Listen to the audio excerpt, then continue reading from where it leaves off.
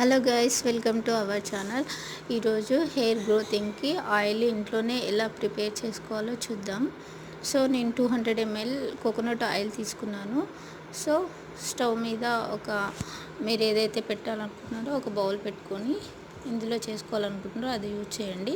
So కొంచెం చేతులు కాలకుండా జాగ్రత్తగా చేసుకోండి.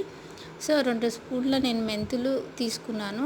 అదేవిధంగా మందార పువ్వులు, మందార ఆకులు, కరివేపాకు నేను ముందుగా కడిగి అది ఆరబెట్టుకున్నాను. సో అందులో 4 మందార పువ్వులు, 10 వరకు మందార ఆకులు, ఒక కట్ట కరివేపాకు తీసుకున్నాను.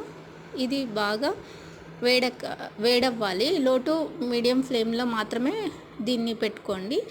నెక్స్ట్ ప్రాసెస్ అది చల్లారిన తర్వాత వడకట్టుకొని అందులో విటమిన్ ఈ క్యాప్సిల్ యూజ్ చేయండి.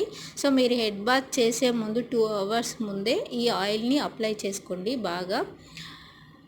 అప్పుడు బాగా నెత్తికి మంచిగా పడుతుంది. సో ఆయిల్ పెట్టిన వెంటనే కోమ్ చేయకండి, అండ్ హెడ్ బాత్ చేసిన తర్వాత కూడా కోమ్ చేయకండి. డ్రై అయిన తర్వాత యూజ్ చేయండి.